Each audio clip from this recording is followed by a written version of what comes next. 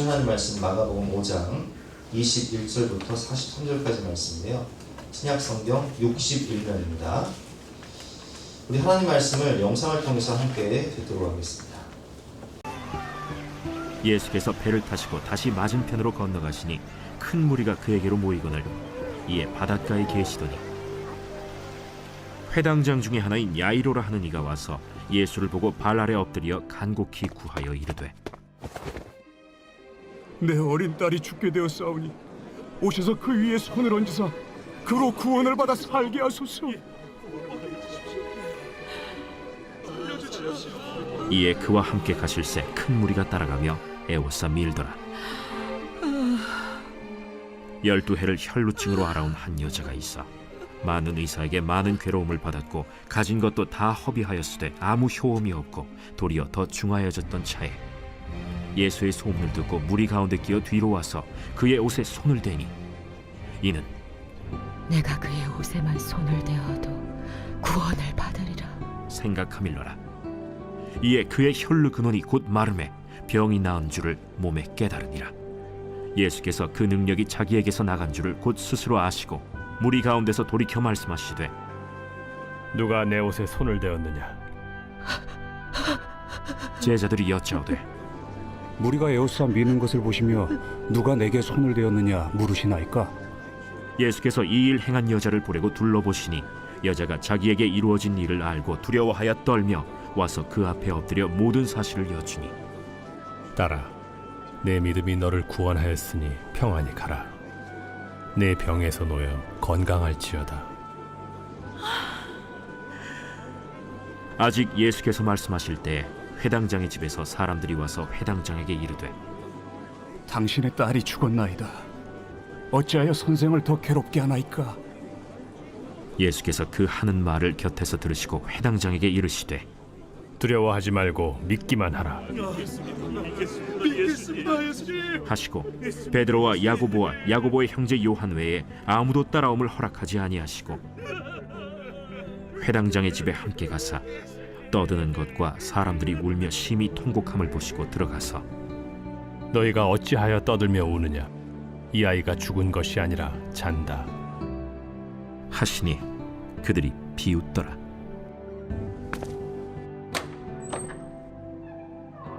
예수께서 그들을 다 내보내신 후에 아이의 부모와 또 자기와 함께한 자들을 데리시고 아이 있는 곳에 들어가사 그 아이의 손을 잡고 달리다고 번역하면 곧 내가 네게 말하노니 소녀야 일어나라. 소녀가 곧 일어나서 걸으니 나이가 12살이라. 사람들이 곧 크게 놀라거늘 예수께서 이 일을 아무도 알지 못하게 하라고 그들을 많이 경계하시고 이에 소녀에게 먹을 것을 주라 하시니라. 오늘 말씀의 제목은 두려워 말고 믿기만 하라 라는 제목으로 그 말씀을 통해서 함께 은혜를 나누도록 하겠습니다. 제가 언젠가 이 두려움과 염려에 대해서 그런 말씀을 드린 것 같죠. 두려움과 염려는 매일매일 자라나는 잡초와 같다. 잡초는 뽑아도 매일매일 자라나요. 운동장, 우리 강원초등학교 운동장을 제가 매일 보면서 살아가는데 장마철이 되면 잡초가 막 자라잖아요.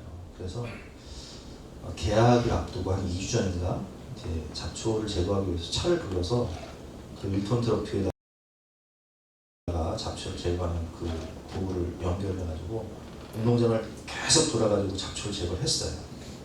그럼 잡초가 없어야 되는데 2주가 지났잖아요. 2주 사이에 또 비가 오니까 많은 잡초가 자랐습니다.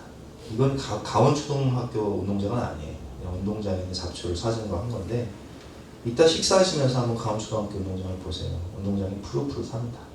여러분, 이처럼 우리 마음밭에 마귀는 염려와 두려움이라는 가라지 잡초를 계속 뿌려요. 그것은 매일매일 제거해주지 않으면 계속 자라나서 우리의 마음과 인생을 잠식해버리죠. 이렇게 매일매일 두려움과 염려를 주는 세상과 환경, 사단마귀가 주는 마음, 이런 상황 속에서 우리가 어떻게 승리하며 살 수 있을까요? 여러분, 오늘 무엇 때문에 근심하시고 무엇 때문에 두려워하시고 염려하십니까? 그 문제를 오늘 말씀을 통해서 해법을 제가 말씀을 통해서 제시할 때 잘 적용하셔서 승리하시는 저와 여러분 되시기를 주님의 이름으로 축원합니다. 매일매일 잡초처럼 자라는 두려움과 염려 속에서 승리하기 위해서는 첫 번째로 모든 영혼을 사랑하시는 우리 아버지 하나님을 신뢰하시면 됩니다. 오늘 본 말씀을 보면 아주 급박한 상황이에요. 12살 된 야이로라는 야이로라는 회당장이 있었는데, 그에게는 12살 된 딸이 있었는데 이 아이가 의학적으로는 답이 없는 죽을 병에 걸린 거예요. 그래서 오늘 내일 해요. 회당장이었던 야이로는 모든 체면을 내던지고 예수님을 막 찾는 거예요. 예수님은 어디 가셨는지 안 보여요. 예수님은 갈릴리 바다 건너편 가다라 지방에 가셔서 귀신 들린 사람을 고쳐주고 오시는 길인데, 예수님께서 도착하자마자 21절 말씀에 보면 예수께서 배를 타시고 다시 맞은편으로 건너가시니 큰 무리가 그에게로 모이는데, 회당장 중에 하나인 야이로라 하는 이가 와서 예수를 보고 발 아래 엎드려 간곡히 구하여 이르되, 여러분 이 단어를 잘 보세요. 발 아래 엎드려 간곡히 구하여 이르되. 지금 야이로의 마음을 아주 잘 표현하고 있는 구절입니다. 그는 지금 딸을 살리기 위해서 내가 할 수 있는 모든 걸 하는 거예요. 그래서 예수님 발 앞에 엎드려서 회당장이라는 체면 뭐 그런 거 다 없어요. 지금 내 딸이 오늘 내일 하는데 살리기 위해서 간곡히 예수님께 부탁을 하는 거예요. 내 어린 딸이 죽게 되었사오니 오셔서 그 위에 손을 얹으사 그로 구원을 받아 살게 하소서. 예수님 오셔서 안수기도 해주세요. 우리 딸 살 수 있도록 기도해 주세요. 왜냐면 예수님은 나병 환자를 고치시고 앉은 맹인을 일어나게 하시고 맹인을 보게 하시고 못 듣는 사람을 듣게 하시는 능력이 주님이시니까 내 딸을 살릴 수 있을 거라는 강력한 믿음을 가지고 온 거예요. 그런데 24절 말씀에 보니까 이에 그와 함께 가실새 큰 무리가 따라가며 애월싸 밀려라. 이렇게 예수님께서 가시는데 12해를 혈루증으로 알아온 한 여자가 있어. 이 혈루증이라는 것은 구약 성경의 유출병이라고 부정한 병이에요. 이 부정한 병이기 때문에 이 여자는 진 밖에 머물러야 돼요. 사람들이 많이 있는 곳에 오면 안 돼요. 그러니까 예수님을 사람들이 막 애워싸잖아요. 예수님께 갈 수도 없고 진 밖에 머물러야 되고, 또 이 여자는 26절 말씀처럼 많은 의사에게 12년 동안 고침받기 위해서 많은 병원을 다니고 여기저기 가봤지만 많은 괴로움만 받았고 가진 재산도 다 허비했을 때 아무 효용도 없고 도리어 더 중요했던 자예라는 말씀처럼 이제 가진 것도 없고 병원도 깊어지고 이 병 때문에 고통만 당하던 그런 노숙자 인생, 진 밖에 머물러야 하는 빈털터리 병자 인생을 살고 있었던 거예요. 근데 이 여인이 예수님의 소문을 듣고 무리 가운데 끼어 뒤로 와서 그의 옷에 손을 대니 이는 내가 그의 옷에만 손을 대어도 구원을 받으리라. 왜 옷에만 손을 대냐? 내가 예수님 앞에 나가 당당히 말할 수 있는 처지가 아니에요. 왜? 나는 진 밖에 머물러야 되는 사람이고 나는 사람들이 모이는 곳에 가면 안 되는 사람이에요. 우리 서울도에 가면은 그 나병 환자들 있잖아요. 옛날에 나병 환자들을 다 이렇게 격리시켰던 것처럼 이 여인은 격리돼야 될 존재란 말이에요. 그러니까 예수님 앞에 당당히 나가서 예수님 나 좀 고쳐주세요, 살려주세요 말할 수 있는 처지가 아닌 거예요. 근데 그 여인에게는 믿음이 있어요. 어떤 믿음이 있어요? 내가 예수님 앞에 나가 당당히 말을 할 수는 없지만 저 능력의 원천이신 주님의 옷자락만 손을 잡아도 내 병이 나으리라 라는 믿음을 가지고 예수님 근처로 가서 사람들을 비집고 가서 예수님의 옷을 다 만지는 순간 그 병이 고침을 받은 거예요. 자, 12절 말씀이죠. 이에 그의 혈루 근원이 곧 마음에 병이 나온 줄을 몸에 깨달으니라. 자, 여기까지는 우리가 다 이해할 수 있어요. 상황도 이해할 수 있고 고침받은 것도 이해할 수 있어요. 그런데 지금 야이로 딸이 죽어가고 있잖아요. 이 급박한 상황 가운데 예수님께서는 가동 걸음을 멈추세요. 그리고 30절 말씀에 이렇게 말씀하십니다. 예수께서 그 능력이 자기에게서 나간 줄을 곧 스스로 아시고 무리 가운데서 돌이켜 말씀하시되 누가 내 옷에 손을 대었느냐. 자, 이때 여러분, 이 야이로의 마음이 어떻겠습니까? 지금 내 딸은 죽어가고 있어요.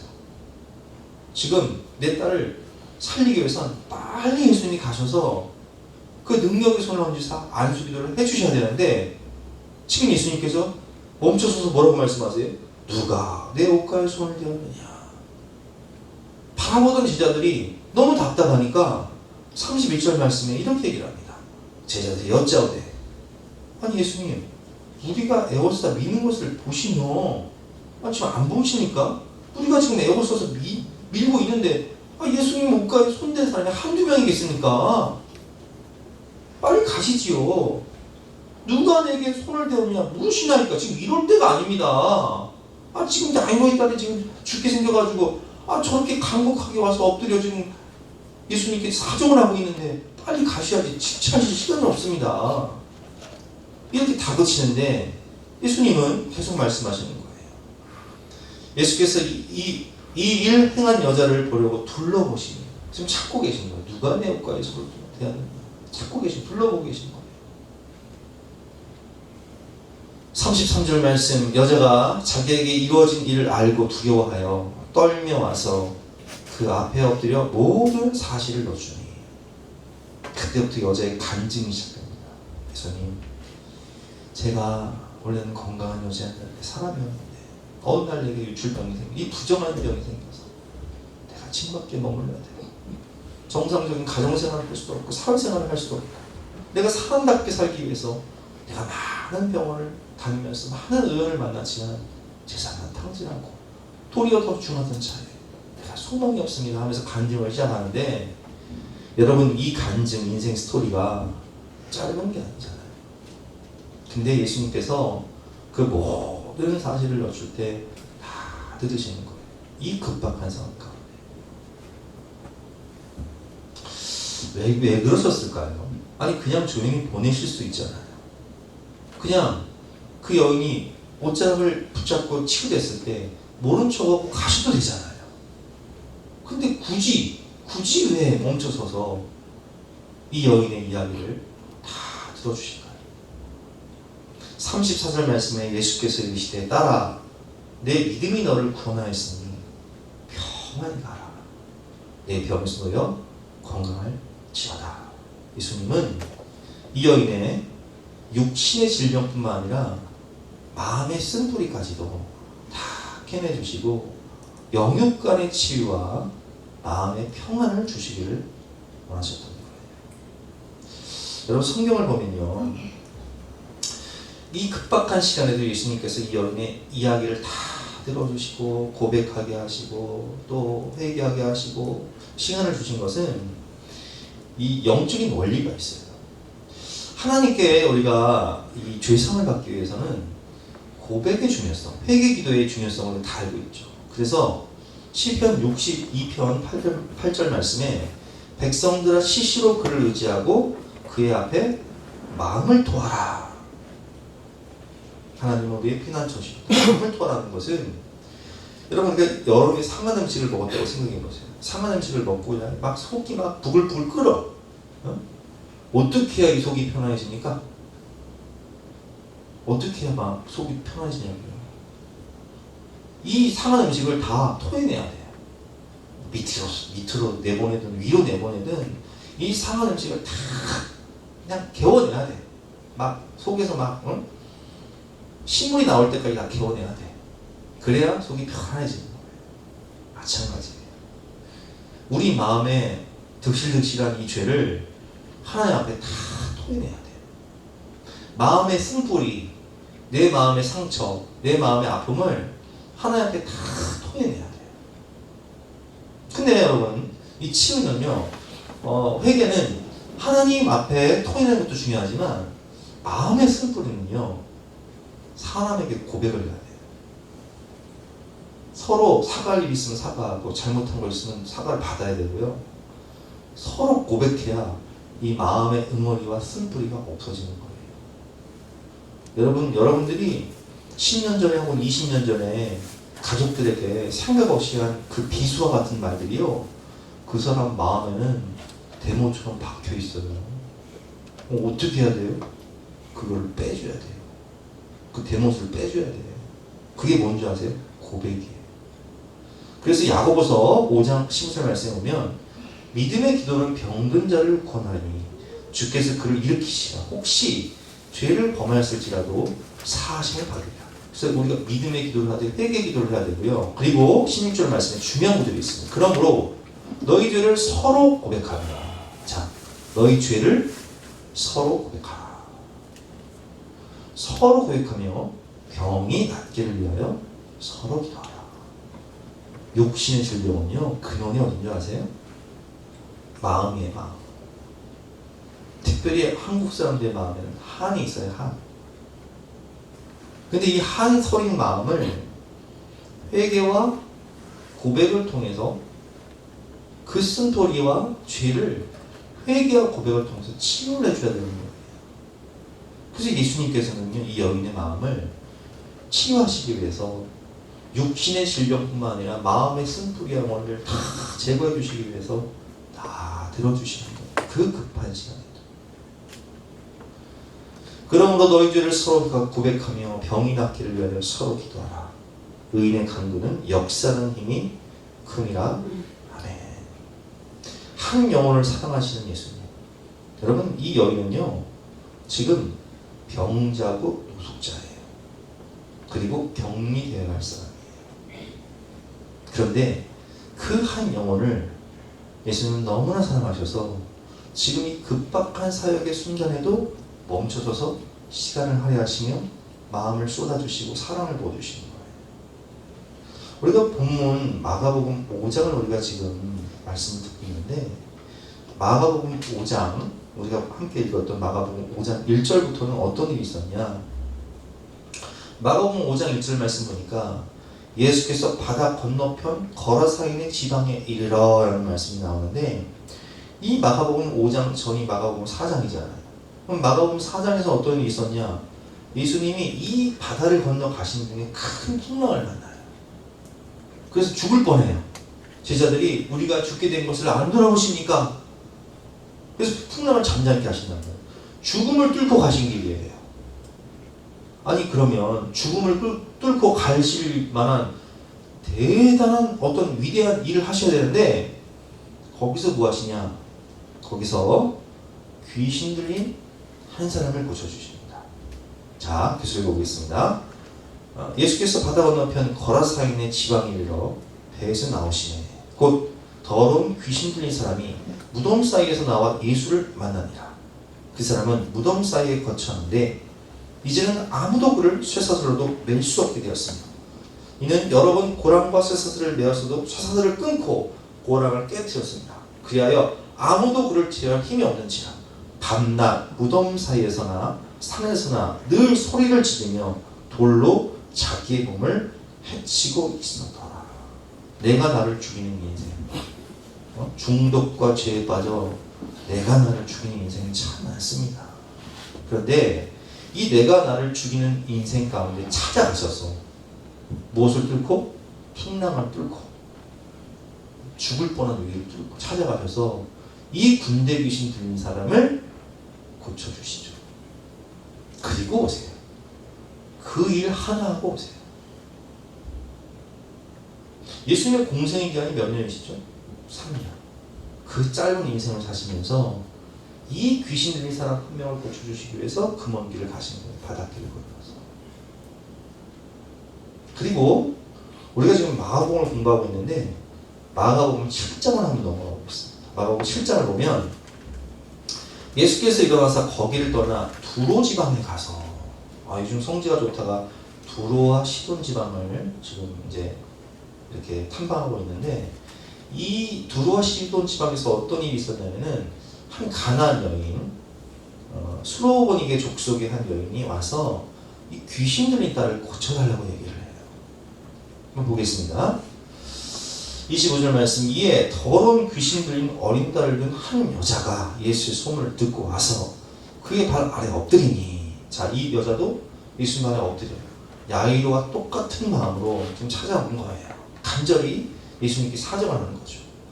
그 여자는 헬라인이요 수로보닉의 족속이라 자기 딸에게서 귀신 쫓아내 주시기를 간구하거늘. 자, 이 여인은 헬라인, 이방인이에요. 유대인이 아니에요. 수로보닉의 족속이라.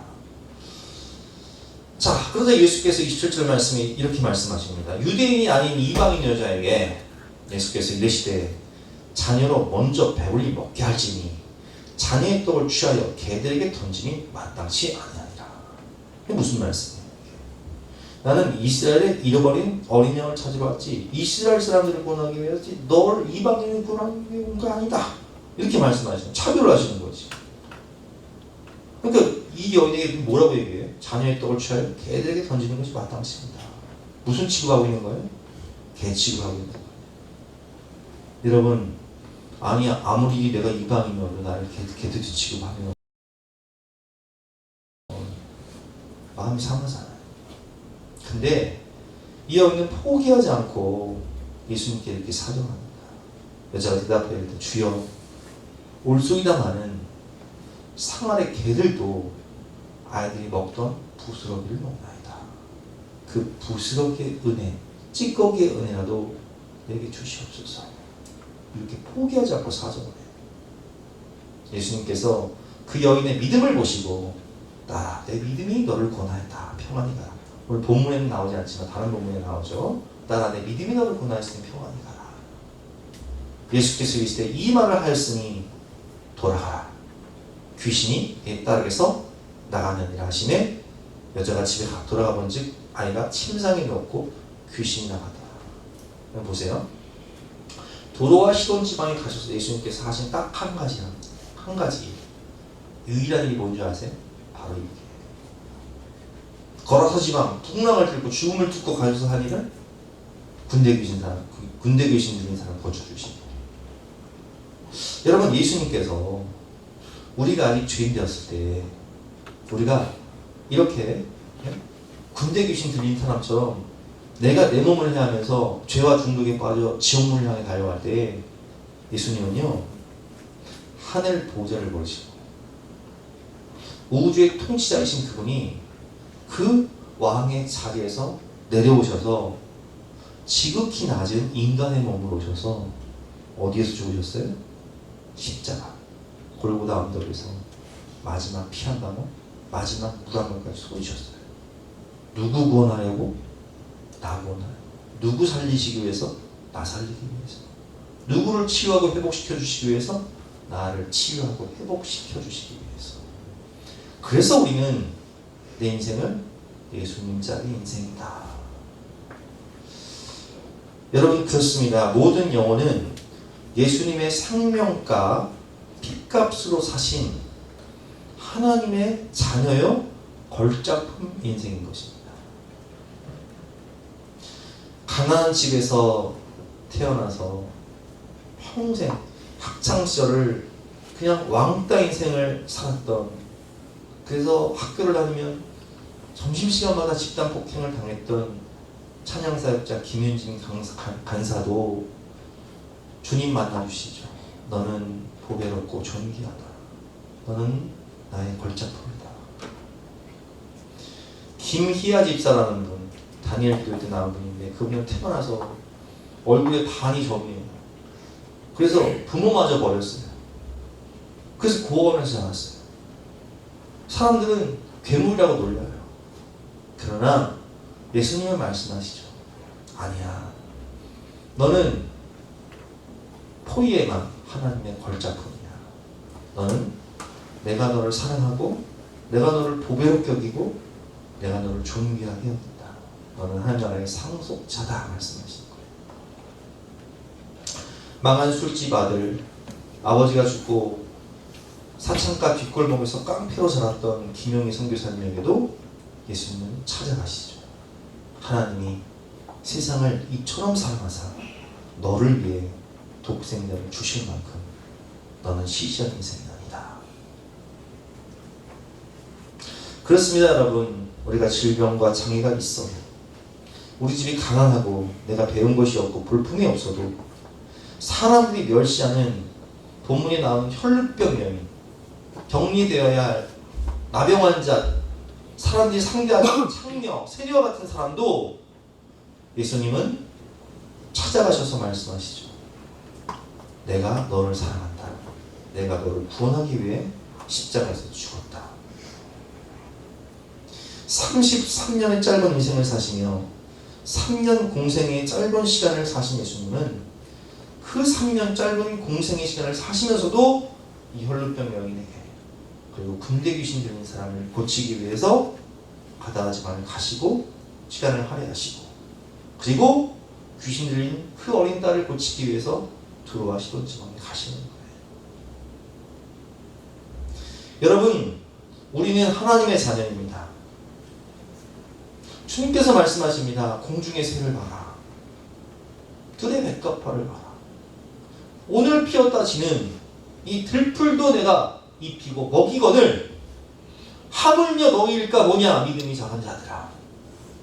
너희는 내가 죽을 만큼 사랑한 내 마지막 피 한 방울, 마지막 물 한 방울까지 쏟을 만큼 사랑한 보배롭고 존귀한 존재란다. 그런데 어찌하여 염려하느냐? 어찌하여 걱정하느냐? 어찌하여 근심하느냐? 두려워하지 말라. 내가 너와 함께하리라. 내가 너를 책임지리라 말씀하시는 거예요. 우리 이 시간 함께 찬양하고 기도할 때 가사를 깊이 묵상하면서 찬양했으면 좋겠습니다. 주님 말씀하십니다. 너는 어여쁘고 참 귀하다. 어느 보석보다 귀하다. 내가 너를 사랑한다. 내가 너에게 하나님의 낯을 주리라. 내가 너에게 두려움 없는 믿음을 주리라. 우리 함께 가사를 깊이 묵상하면서 찬양하고 기도할 시간을 갖도록 하겠습니다.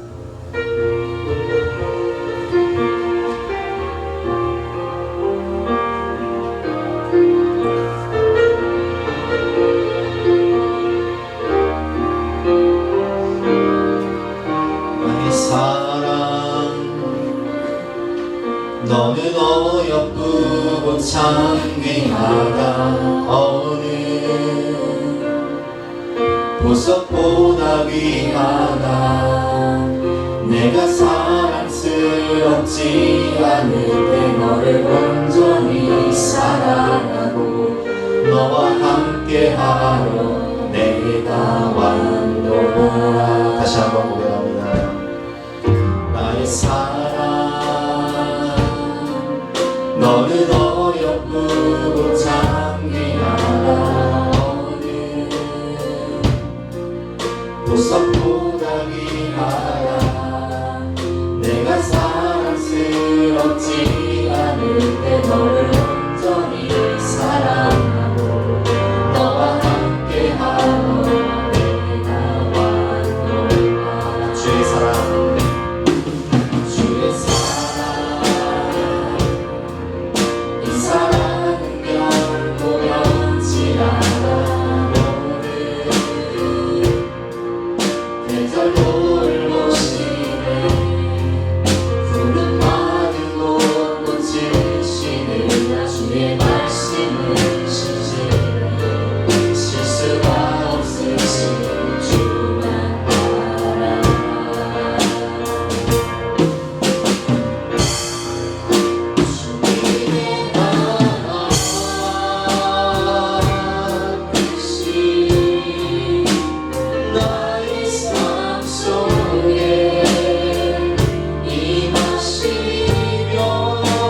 주님 알리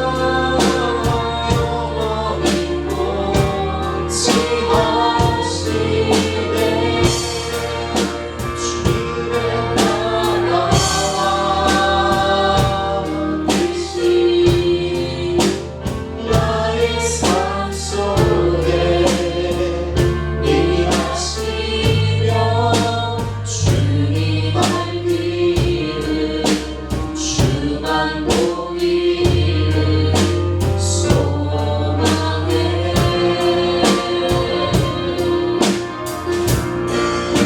어둠에 살아가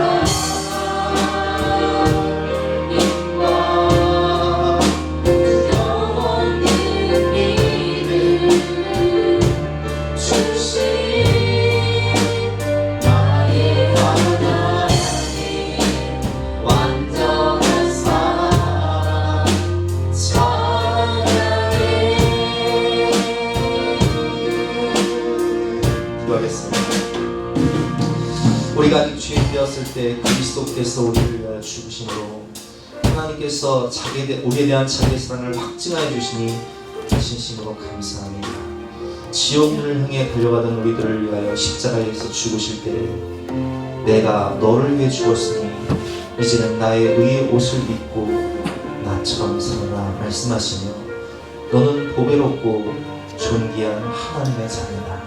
이제 하나님의 나라를 상속받고 하나님의 나라를 확장하며 완성하는 거룩하고 복된 인생을 살아라.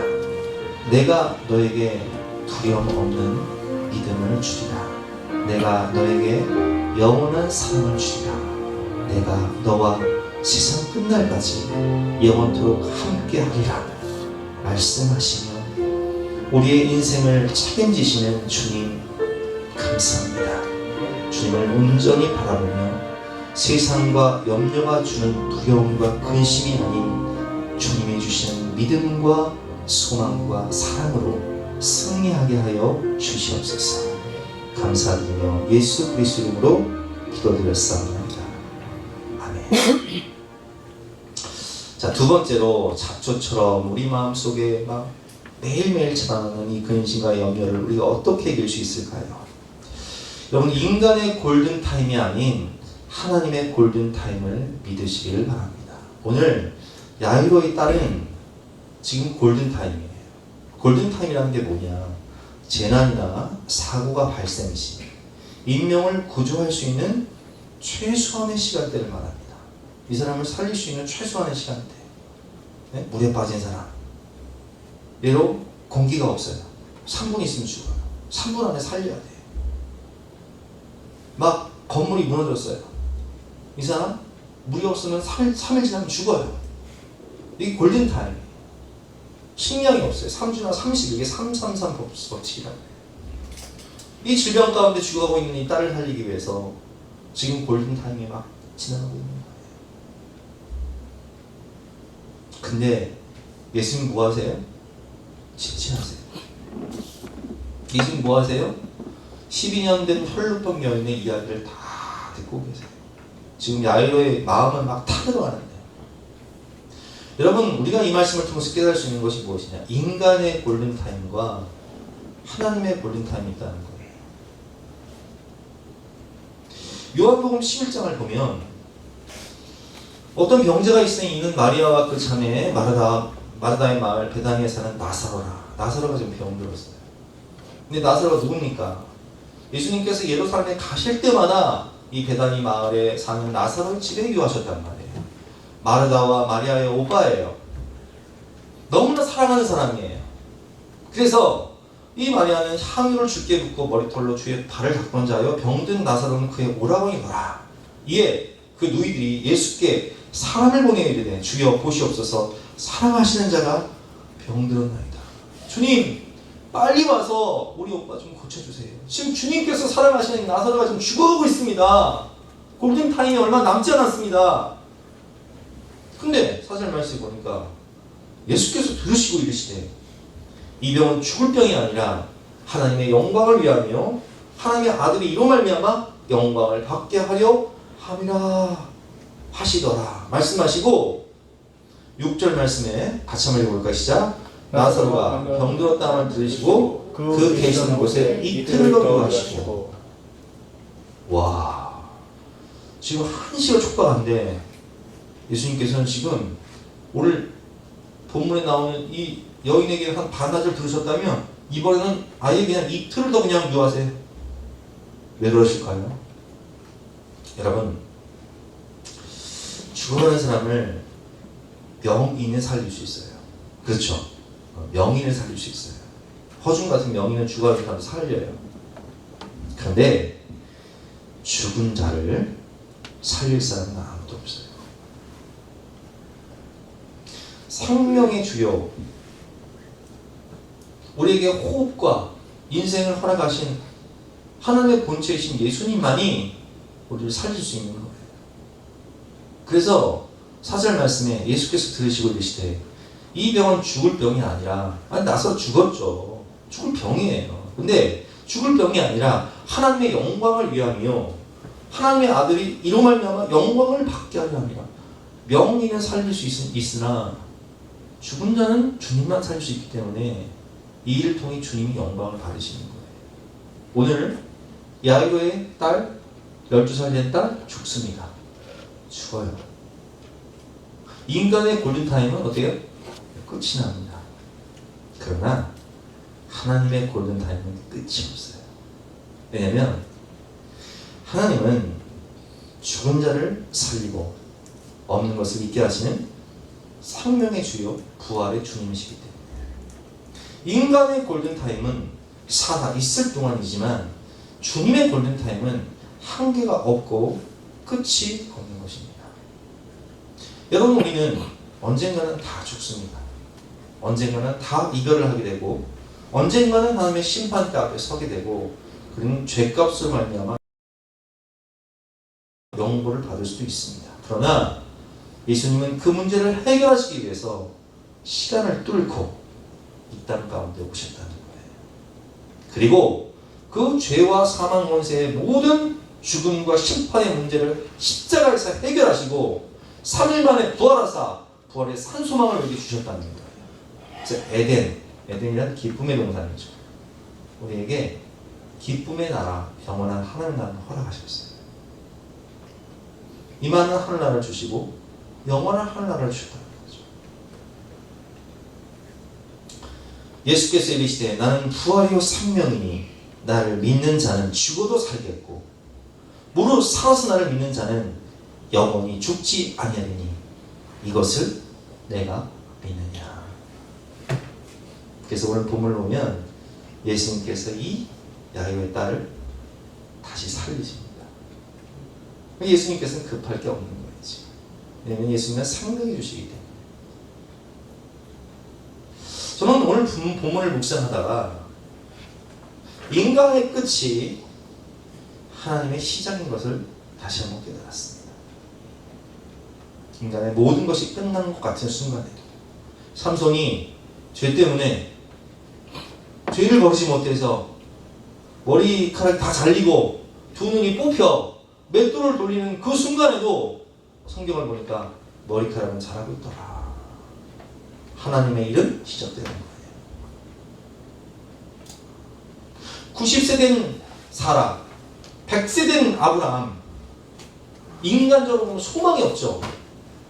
그러나 하나님은, 아브라함이 믿음받은 하나님은 죽은 자를 살리고 없는 것을 믿게 하시는 생명의 주, 재창조의 주, 부활의 주님이죠. 도망자, 목동, 무속자가 된 모세는 80세가 되어 내 인생은 끝났어 라고 하는 순간 하나님은 모세에게 찾아오셔서 모세야 내가 너와 함께하리라 가라 말씀하시는 거예요. 노예가 되고 죄수가 되어서 내 인생 가운데 이제는 모든 것이 끝났어, 이제는 아무런 소망이 없어 라고 느끼는 그 순간 하나님의 골든타임은 시작되고 내가 생각하지도 못한 위대한 일을 시작하시며 나를 부르신 분이 하나님이십니다. 저도 20대 중반에 내 인생은 끝났어, 나는 아무런 소망이 없어 라고 절망하고 있을 때, 두려움과 염려 가운데 있을 때 주님이 찾아오세요. 그리고 인생을 새롭게 변화시켜 주시는 거예요. 내가 너와 함께하리라. 하나님의 골든타임이 시작되는 거예요. 내가 전혀 생각조차 못했던, 상상조차 못했던 위대한 일을 시작하시는 거예요. 감옥에 갇혀있는 요셉에게 찾아오셔서 위대한 일을 하신 거죠. 여러분의 인생이 끝난 것 같고 내게 아무런 소망이 없는 것 같은 두려움의 상황이 지금 나를 둘러싸고 있습니까? 인간의 골든타임은 다 끝난 것 같은 절망 가운데 있습니까? 그렇다면 위를 바라보십시오. 하나님의 골든타임이 시작될 것입니다. 그때부터 하나님이 일하기 시작하실 것입니다. 아멘. 세 번째, 우리가 두려움과 염려를 이길 수 있는 비결은 우리 주님께서 말씀하십니다. 두려워하지 말고 믿기만 하라. 오늘 본문 보면 이 여인이 혈루병 들린 여인이 찾아오잖아요. 두려움 가운데 사람들에게 둘러싼 예수님께 갈 수도 없고 사정할 수도 없는 격리되어야 할 인생, 모든 재산도 잃고 정말 미래가 없는 노숙자 인생, 병자, 현실의 큰 고통 가운데 간절한 마음으로 주님께 나아가는 이 혈루병 여인의 믿음을 보시고 주님은 말씀하십니다. 딸아, 내 믿음이 너를 구원하였으니 평안히 가라. 내 병이 놓여 건강할지어다. 오늘 딸의 죽음 앞에서 두려워 벌벌 떨고 있는 야이로에게 골든타임이, 인간의 골든타임이 지나가고 있는 이 두려움의 상황 가운데 딸이 죽었다는 소식을 듣고 있는 이 야이로에게 주님께서 말씀하십니다. 35절, 36절 말씀이죠. 아직 예수께서 말씀하실 때 회당장의 집에서 사람들이 와서 회당장에게 이르되 당신의 딸이 죽었나이다. 끝났습니다. 죽었으니까 끝났죠. 끝 아닙니까? 어째 선생을 더 괴롭게 하시나이까? 그냥 예수님 보내주세요. 더 이상 사랑할 것도 없습니다. 보내드리죠.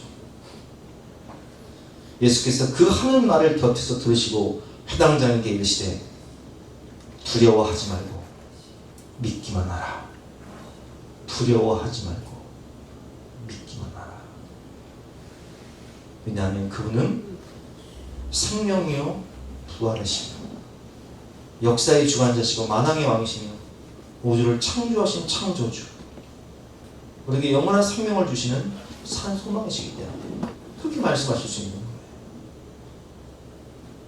여러분, 답이 없는 홍해와 같은 위기 가운데 서 있는 성도님들이 계십니까? 앞을 봐도 홍해고 뒤를 봐도 애국의 군대가 추격하고 있고 포살할 구멍이 없어요. 지금 주님 말씀하십니다.